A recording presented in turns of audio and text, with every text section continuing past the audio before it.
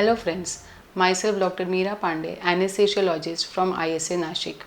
आज हम एपिड्यूरल के द्वारा पेनलेस डिलीवरी इस विषय पर जानकारी लेते हैं। इस एनेस्थेसिया का प्रमुख फ़ायदा यह है कि इससे बहुत ही सुरक्षित तरीके से नॉर्मल डिलीवरी के दरमियान होने वाले दर्द को बहुत हद तक कम किया जा सकता है। तो आइए एक नाट्य रूपांतर के द्वारा इस विषय पर और ज़्यादा जानकारी लेते हैं। आइए मैम, आइए।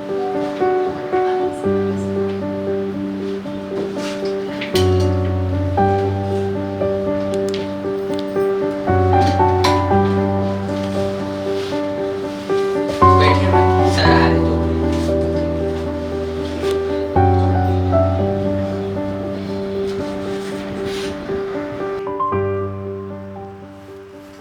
नमस्ते, आइए आइए, कैसे हैं आप?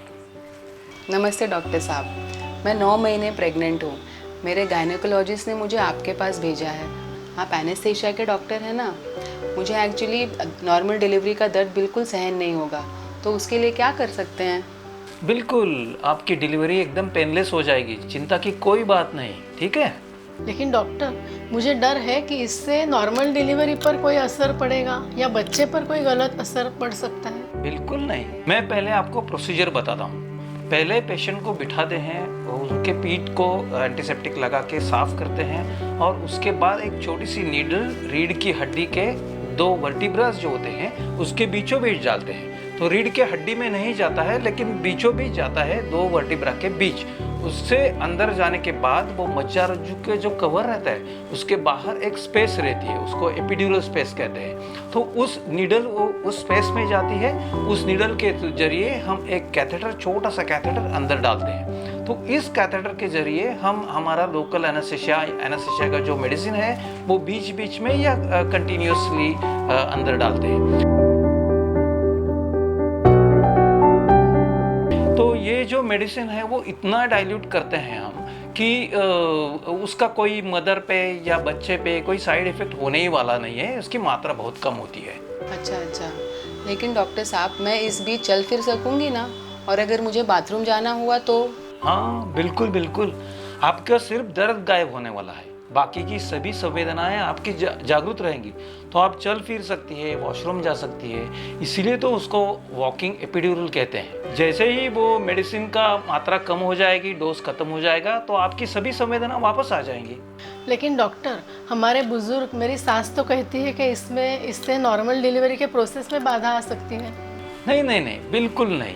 मैंने अभी आपको बताया कि इसकी मात्रा इतनी कम होती है कि उसका साइड इफेक्ट मदर पे या बच्चे पे कुछ होने ही वाला नहीं है।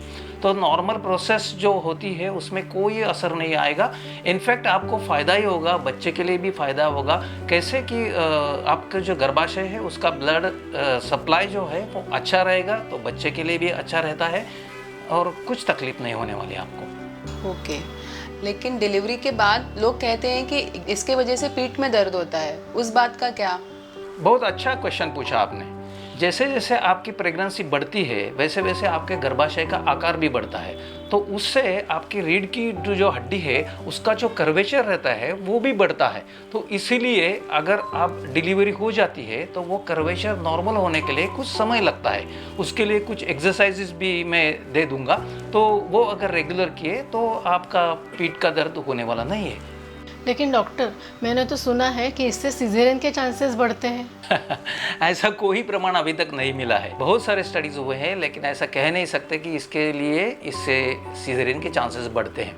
तो ज़रूर आइए और ये जो पेनलेस डिलीवरी का ऑप्शन है तो ज़रूर ट्राई कीजिए, ठीक है? अभी देखते हैं क्या हमको ये खिलाएगी, पेड़ा या barfi. All the best. Thank you. धन्यवाद डॉक्टर साहब, बहुत बहुत शुक्रिया आपका। अभी हम बहुत रिलैक्स हो गए हैं, आपसे मिलके हमें बहुत खुशी। धन्यवाद।